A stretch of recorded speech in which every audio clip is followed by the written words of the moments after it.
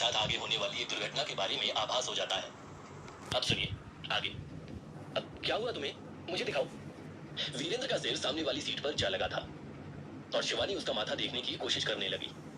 वीरेंद्र को सिरदर्द हो रहा था, लेकिन उसके साथ साथ वो अभी भी अपनी आंखों में शिवानी की मौत देख पा रहा था और उस वजह से उसे बहुत घबराहट हो रही थी।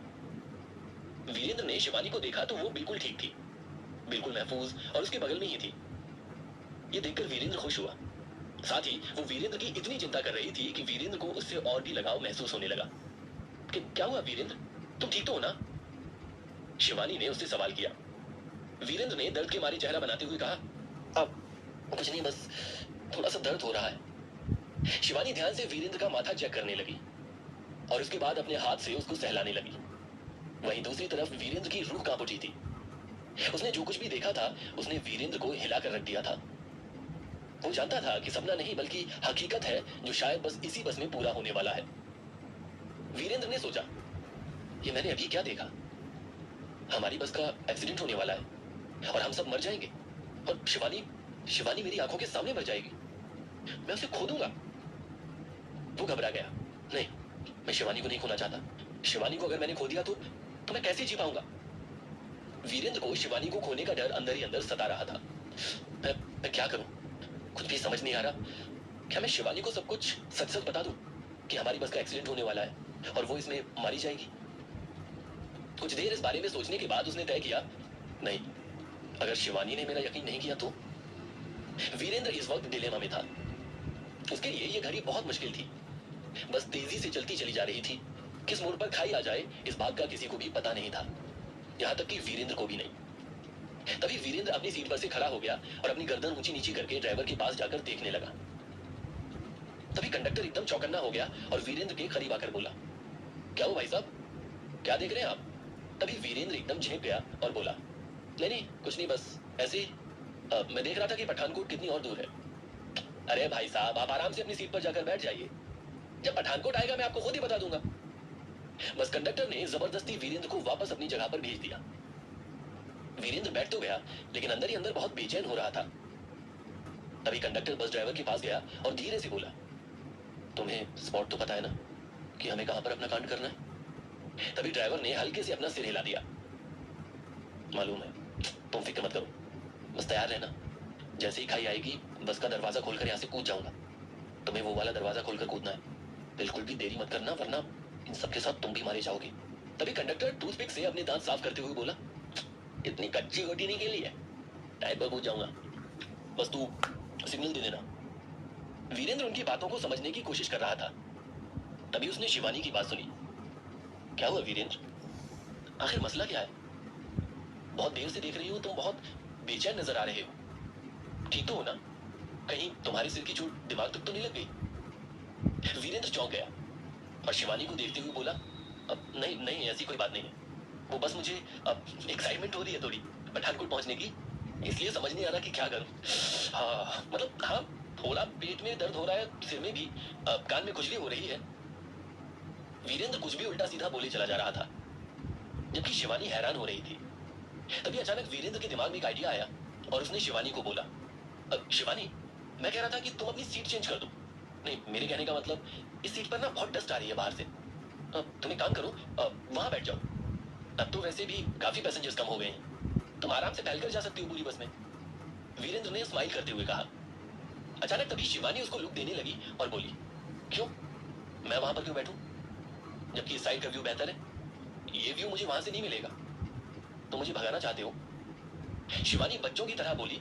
वीरेंद्र घबरा गया और बोला, अब नहीं शिवानी, वहां से भी कितना अच्छा व्यू आ रहा है, बल्कि अच्छे व्यू के लिए ही तो मैं कह रहा हूं। मेरी बात तो मानो, तुम्हें वहां पर बहुत मजा आएगा, बैठ जाओ ना उस तरफ प्लीज। तभी शिवानी तुनक कर बोली, मुझे नहीं बैठना वीरेंद्र, तुम क्यों मुझसे जबरदस्ती कर रहे हो? और अब मुझे ना ज्यादा इरिटेट मत करो, मैं शांति से अपना सफर एंजॉय करना चाहती हूँ। वीरेंद्र की बात सुनने की बजाय शिवानी उससे चिढ़ गई।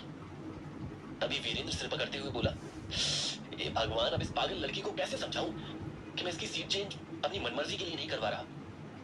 इसकी जान को कितना बड़ा खतरा है, अगर ये यहीं पर बैठी रही तो बहुत बड़ी अनहोनी हो जाएगी। वीरेंद्र सोच सोचकर अपनी उंगलियों को आपस में कुलबुला रहा था। अचानक तभी पीछे से एक आदमी खड़ा हो गया और चिल्लाते हुए बोला, अरे ये ड्राइवर हमें कहां लेकर जा रहा है? मैप्स के हिसाब से तो दिखाई दे रहा है कि आगे खाई है। अगर बस सीधी सीधी चलती रही तो सीधा खाई में जाकर गिर जाएगी। ये सुनकर सभी पैसेंजर्स के बीच में पैनिक की सिचुएशन हो गई। शिवानी भी चौंक गई और वीरेंद्र की तरफ देखने लगी। अरे आप ये कैसी बातें कर रहे हैं? हम आपको खाई की तरफ क्यों लेकर जाएंगे? पता नहीं मैप में क्या उल्टा सीधा दिखा रहा है। भाई साहब देखिए, सीधी सीधी सी बात है, अगर आपको बस में बैठना है तो बैठिए, वरना अभी उतर के यहाँ से चले जाइए। हम आपको टिकट के पैसे भी वापस कर देंगे। बस कंडक्टर उल्टा उस आदमी के ऊपर चढ़ने लगा। अरे भाई साहब आप खुद देखिए, इसमें साफ साफ दिख रहा है कि आगे डेंजर वाला इलाका है, हमारा वहां पर जाना ठीक नहीं रहेगा। तभी वो आदमी इधर उधर सबको अपने फोन में दिखाने लगा। अरे हाँ, ये तो बिल्कुल सही दिखा रहा है, इसमें तो खतरा है आगे। लोग आपस में चर्चा करने लगे। शिवानी घबराकर वीरेंद्र का हाथ पकड़ने लगी और बोली, वीरेंद्र अब क्या होगा? मुझे बहुत डर लग रहा है। क्या कंडक्टर सच में हमें बेवकूफ बना रहा है? वीरेंद्र के पास शिवानी के कोई भी सवाल का जवाब नहीं था, जबकि उसे पता था कि आगे क्या होने वाला है। अचानक तभी बस डिसबैलेंस होकर इधर उधर चलने लगी। आप बचाओ! लोग इधर उधर लुढ़क कर बस में गिर रहे थे। अचानक तभी वीरेंद्र ने जब ड्राइवर सीट की तरफ देखा तो उसके पैरों तले जमीन खिसक गई। ड्राइवर ड्राइवर कहां चला गया? वीरेंद्र ने चिल्लाकर कहा। तभी उसको पूरा माजरा समझ में आ गया। अच्छा, तो इसका मतलब यह है कि सब कुछ उस कंडक्टर और ड्राइवर का ही करा धरा है। उन्होंने पहले से ही प्लान बना रखा था कि वो खाई के करीब आकर बस से कूद जाएंगे और हम सबको यहाँ पर मरता हुआ छोड़ जाएंगे, वीरेंद्र ने अपने मन में कहा। तभी वीरेंद्र ने जैसे तैसे करके आगे वाली सीट को पकड़कर खड़े होने की कोशिश की। अब वीरेंद्र, तुम कहां जा रहे हो मुझे छोड़कर? मत जाओ। क्या तुम मुझे ऐसे इस मुश्किल घड़ी में छोड़कर चले जाओगे क्या? शिवानी ने घबराते हुए कहा। तभी वीरेंद्र एकदम चिल्लाकर बोला, नहीं शिवानी, मैं तुम्हें कहीं छोड़कर नहीं जा रहा, तुम घबराओ मत, यहीं रहो। शिवानी ने अपना सिर हिला दिया और वो अपनी सीट से चिपक कर बैठ गई। वीरेंद्र ने बस के आगे वाले पैनल को कसकर पकड़ लिया और उसका सहारा लेते हुए वो ड्राइविंग सीट तक आ पहुंचा। बहुत सालों पहले मैंने कार चलाई थी, उसके बाद से कुछ भी ड्राइव नहीं किया है। पता नहीं मैं बस को कंट्रोल कर भी पाऊंगा या नहीं। वीरेंद्र का कॉन्फिडेंस लो हो रहा था। बस इतनी डिसबैलेंस हो रही थी कि लोग इधर उधर धक्के मुक्के खा रहे थे। इसे वीरेंद्र के भी सिर में लग गई थी, लेकिन अपनी चोट का ख्याल किए बिना उसने अपना हाथ बस की स्टीयरिंग व्हील पर डाल दिया और हल्के से दाईं ओर घुमा लिया, जिस वजह से बस कंट्रोल में आ गई। अब ये सब क्या हो रहा है हमारे साथ? कौन से पापों का नतीजा है ये? एक आदमी घबरा कर बोला। एक ही मिनट में वीरेंद्र ने बस के ऊपर कंट्रोल कर लिया था, लेकिन जब उसने अपने आगे देखा तो उसकी रूह कांप उठी। बस और खाई में अब बस कुछ ही कदमों का फासला था। अगर वीरेंद्र ने अगले 2 सेकंड के अंदर ब्रेक्स नहीं लगाए तो बस सीधा खाई में जाकर गिर जाएगी। अरे बस तो खाई के अंदर जाने वाली है, हम सब मर जाएंगे। एक औरत घबराकर चिल्लाने लगी। शिवानी ने जब अपने सामने खाई को आते हुए देखा तो वो भी इमोशनल हो गई और वीरेंद्र के पास आकर खड़ी हो गई। वीरेंद्र, जल्दी बस के ब्रेक लगाओ, जल्दी बस के ब्रेक लगाओ। कैसे और कहां से? इस बस का सिस्टम थोड़ा अलग है। तभी अचानक शिवानी को बस की सीट के करीब एक ब्लैक कलर का पैडल नजर आया। वो एकदम चिल्लाकर बोली, ये रहा पैडल, इसके ऊपर अपना पैर दबा दो, यही है बस का ब्रेक। तभी वीरेंद्र ने उस पैडल की तरफ देखा और ऊपर वाले का नाम लेते हुए कहा, हे महादेव, आज हम सबकी जान आपके हाथ में है। उसके बाद वीरेंद्र ने जोर से वो पैडल दबा दिया। उसके ऐसा करते ही बस से एक तेज आवाज निकली, जैसे कोई जानवर चीख रहा हो, लेकिन ये ब्रेक लगने की आवाज थी। ऐसा करते ही फौरन बस में ब्रेक लग गए और बस एकदम से रुक गई। देखने पर पता चला कि वो खाई से बस 2 कदम ही दूर थे, लेकिन उन सबकी जान बच गई। तभी वीरेंद्र ने राहत की सांस ली। शिवानी की भी जान में जान आई। खतरा अब टल चुका था। क्या हम सब मर गए? कोई भी नहीं बचा हम में से? तभी बस की सीट के नीचे दुबकी हुई एक औरत ने कहा। उसके बगल वाला आदमी जब नीचे से उठा तो उसने पाया कि बस बिल्कुल सही सलामत थी और वो लोग खाई में नहीं गिरे। तभी वो खुशी के मारे चिल्लाकर बोला, अब बच गए हम सब बच गए, कुछ नहीं हुआ हमें, ये। बाकी सभी पैसेंजर्स भी अपनी आंखें खोल खोल कर सामने का नजारा देखने लगे। जब उन लोगों ने खुद को एकदम सुरक्षित और ठीक पाया तो वो सब खुशी के मारे पागल हो गए। सबको इतना सदमा लगा था कि आंसू और खुशी सब एक साथ आ रहे थे। शिवानी भी इमोशनल होकर रोने लगी। रोते रोते उसने वीरेंद्र को हग कर लिया। तुमने सबको बचा लिया वीरेंद्र, तुमने हम सबको बचा लिया, ये। सभी पैसेंजर्स खुशी के मारे तालियां बजाने लगे, क्योंकि उनके साथ हुई घटना किसी अजूबे से कम नहीं थी। वो सभी लोग मौत को टक से छूकर वापस आए थे।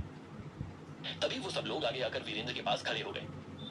और अपने हाथ जोड़ते हुए बोली, थैंक यू सो मच जी, आपने आज हम सबको बचा लिया। अगर आप अपनी हिम्मत और सूझबूझ नहीं दिखाते तो इस वक्त हम सब लोग यहाँ पर जिंदा नहीं खड़े होते। एक आदमी बोला, हम आपके बहुत बहुत आभारी हैं। मेरे घर पर 2 छोटे छोटे बच्चे हैं। अगर आज मैं अपनी जान से हाथ धो बैठती तो उनके सिर पर से बाप का साया तो पहले ही उठ गया था। आज माँ का भी उठ जाता। इतनी इमोशनल बातें सुनकर वीरेंद्र की आंखों में भी नमी आ गई, लेकिन उसने फौरन खुद को संभाला और मुस्कुराते हुए कहा, अब मुझे नहीं पता कि मेरे अंदर इतनी शक्ति कहां से आ गई, लेकिन हाँ, मैं चाहता था कि आप सब लोग खुशी खुशी अपने घर लौटें, इसलिए मैंने हिम्मत जुटाकर ये सब किया। शिवानी इस बात पर स्माइल करने लगी, लेकिन वीरेंद्र ने वापस शिवानी को देखकर स्माइल पास नहीं की, बल्कि वो कुछ उखड़ा हुआ सा लग रहा था। शिवानी को समझ में नहीं आ रहा था कि उसने ऐसा क्या किया कि वीरेंद्र उससे नाराज हो गया। उसे ये बात बहुत अटपटी लगी। उसके माथे पर बल पड़ गए। ये वीरेंद्र को क्या हो गया? मेरे साथ इतना अजीब बिहेव क्यों कर रहा है? जान का खतरा तो टल गया था, लेकिन क्या शिवानी और वीरेंद्र सच में खतरे से पूरी तरह से बाहर आ गए थे, या दोनों का आपसी भरोसा टूटने को था? आखिर क्या हुआ था अचानक वीरेंद्र को? वो शिवानी के साथ ऐसे बिहेव क्यों कर रहा था? क्या उसे शिवानी से कोई नाराजगी थी? वहीं दूसरी तरफ क्या वीरेंद्र को बस वाले हादसे के पीछे जिनका हाथ था उनके बारे में पता चल जाएगा? वीरेंद्र उनके खिलाफ क्या एक्शन लेगा? जानने के लिए सुनते रहिए पॉकेट एफएम। डियर लिसनर, अगला एपिसोड इस कहानी का आज का आखिरी फ्री एपिसोड होगा। कल पिछले एपिसोड में आपने सुना कि बस ड्राइवर बस से कूद जाता है और बस खाई की तरफ काफी तेजी से जाने लगती है, और आखिरी मौके पर वीरेंद्र बस की ब्रेक लगाकर सबकी जान तो बचा लेता है, लेकिन वो शिवानी से थोड़ा नाराज दिख रहा था। अब सुनिए आगे। अरे मैं इनको जानता हूँ, आप वही लंगड़ा आश्रम के सन्यासी वीरेंद्र जी हो ना? बहुत सुने थे आपके चर्चे इंटरनेट पर, लेकिन विश्वास नहीं होता था कि वो सब सच है। लेकिन आज सामने से देख लिया। जहां हम सबने अपनी जिंदगी की उम्मीद छोड़ दी थी, वहां आपने अपनी सूझबूझ से हमारी जान बचा ली। उस बस का यात्री भीड़ में से आकर भावुक होकर बोला। उसने वीरेंद्र के सामने हाथ जोड़े हुए थे। भैया जी, आप कहीं के भी सन्यासी हो या नॉर्मल इंसान हो, आज आपने मेरे 2 बच्चों को अनाथ होने से बचाया है। मैं जितनी बार आपका धन्यवाद करूं कम ही होगा। बताइए मैं आपके लिए क्या कर सकती हूँ? एक महिला दोबारा आंखों में खुशी के आंसू लिए भावुक होकर बोली, और वो भी वीरेंद्र के सामने अपने हाथ जोड़ने लगी। ये सुनते ही बस में गिने चुने पैसेंजर्स एक साथ एक लय में बोल उठे, हाँ इन्होंने सही कहा, हम आपके लिए क्या कर सकते हैं? हमें आप बताइए, हम सब आपका धन्यवाद करना चाहते हैं। वीरेंद्र के लिए लोगों का इतना प्यार और उत्साह देखकर शिवानी की आंखें भर आई। मन ही मन शिवानी वीरेंद्र के लिए सभी का ये आदर और प्यार देखकर खुश हो रही थी, और साथ ही साथ जल भी रही थी। पर उसे उन लोगों से इतनी जलन क्यों हो रही थी, ये बात उसे समझ नहीं आई। इधर वीरेंद्र ने उस महिला के हाथ के ऊपर अपना हाथ रखकर उनसे बड़े प्यार से कहा, अरे माँ जी, आप मुझसे बड़ी हैं, आप ऐसे मेरे सामने हाथ मत जोड़ें। हमारी संस्कृति में बड़ों के सामने हाथ जोड़ते हैं, बड़ों को नमन करते हैं। मैं तो बस ऊपर वाले का भेजा हुआ एक जरिया हूँ। अगर आपको धन्यवाद करना ही है या नमन करना है तो बस ऊपर बैठे महादेव का करिए। मैं तो बस आपके बेटे की उम्र का हूँ। इतना सुनकर उस महिला ने अपने साली के पल्लू से अपने आंसू पोंछते हुए कहा, बेटा, आपके माँ और पिताजी ने आपको बहुत अच्छे संस्कार दिए। बहुत किस्मत वाले होंगे आपके माँ जी और पिताजी। अपनी प्रशंसा सुनकर वीरेंद्र खुश तो बहुत हुआ, पर जैसे ही वीरेंद्र की माँ और पिताजी का जिक्र आया, उसका मुंह उतर गया, और वीरेंद्र बिल्कुल धीमी आवाज में बोला, काश आपकी कही हुई बातों से मैं सहमत हो पाता, पर क्या बेटा, क्या मतलब है? मैंने कुछ ज्यादा या गलत बोल दिया क्या, या कुछ ऐसा बोल दिया कि जो मुझे नहीं बोलना चाहिए था? महिला वीरेंद्र की कही हुई इस बात पर चिंता व्यक्त करते हुए बोली, नहीं, आपने कुछ गलत नहीं बोला। आप बस प्यार से मुझे अपना आशीर्वाद दीजिए, मेरे लिए वही बहुत है। वीरेंद्र अपनी अनाथ होने वाली बात छुपाकर बात को टालते हुए बोला। भले ही सामने खड़ी अनजान महिला ये नहीं जानती हो कि वीरेंद्र अनाथ है, लेकिन शिवानी वीरेंद्र के बारे में सब जानती थी। इसलिए वीरेंद्र की इस चुप्पी को देखकर शिवानी को वीरेंद्र और भी ज्यादा पसंद आने लगा, और शिवानी अपने ख्यालों में ही वीरेंद्र को जैसे गले से लगाने लगी। अभी पैसेंजर के धक्के से शिवानी का ये खुली आंखों से देखा जा रहा सपना टूट गया, और वो खुद को कई सारे लोगों के बीच में पाकर अपने ही सर पर टकली मारकर शर्मा के हंसने लगी। शिवानी होश में तो आ गई थी, लेकिन तभी वीरेंद्र को बस के पीछे कुछ बहुत ही अजीब दिखाई दिया।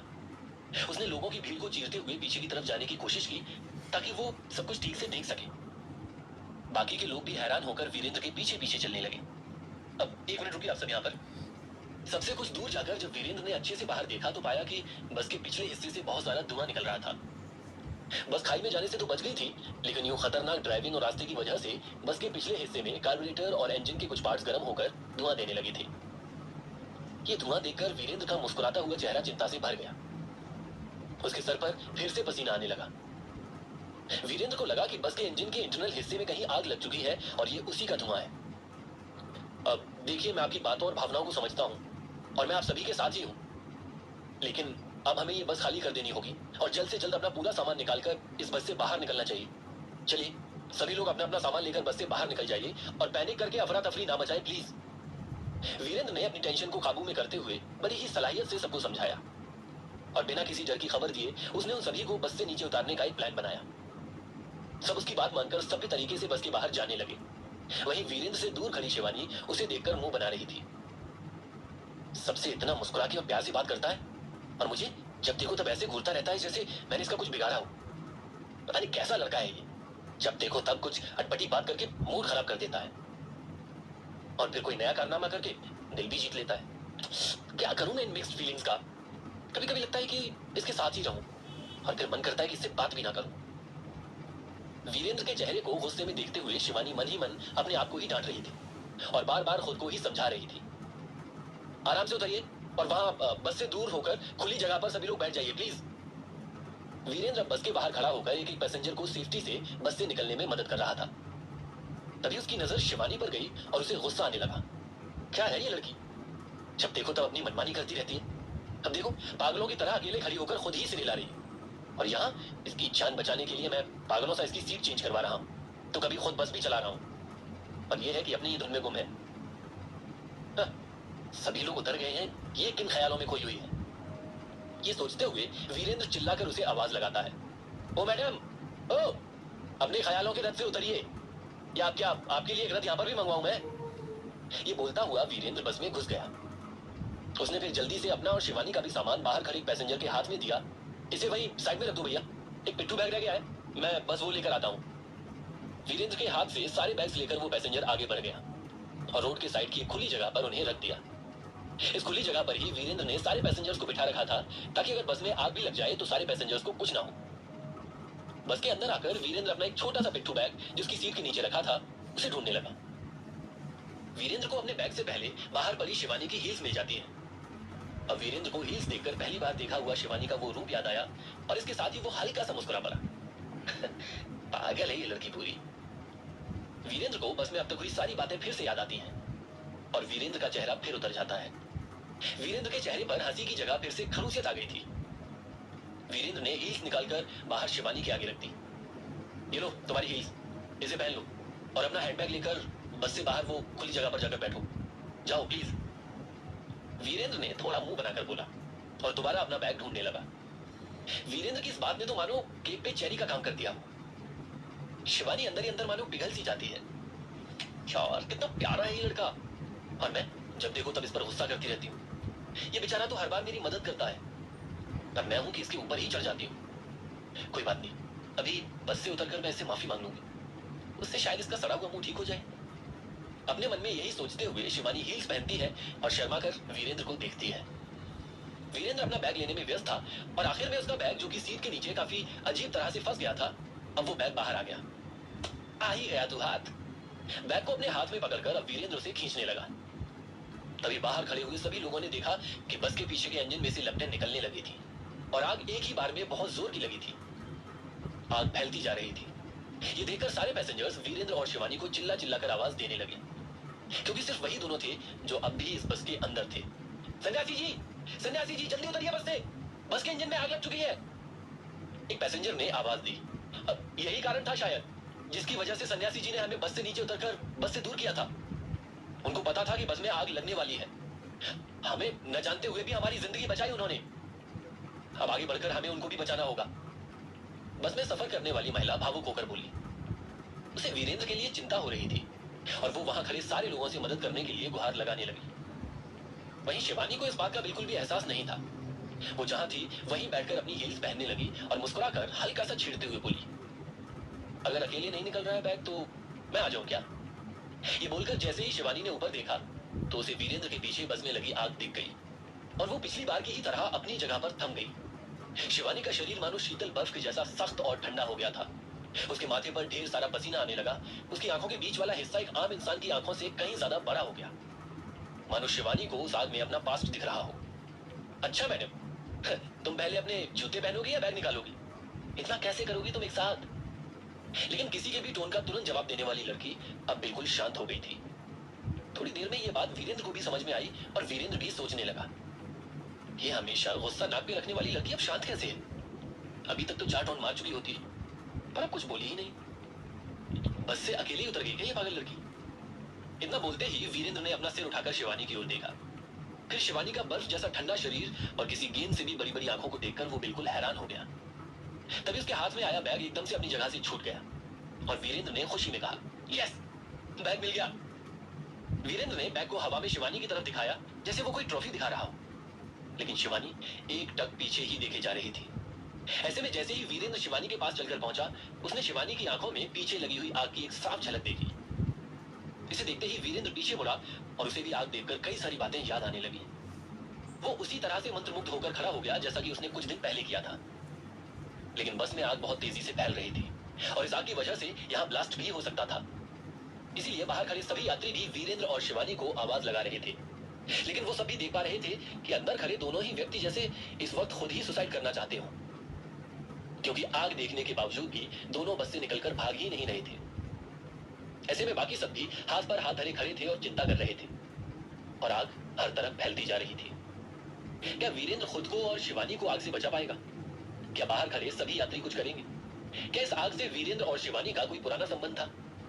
और क्या शिवानी वीरेंद्र को अपने दिल की बात बता पाएगी? जानने के लिए सुनते रहिए पॉकेट एफएम। डियर लिसनर, अब अगली ऑडियो सीरीज प्ले होगी।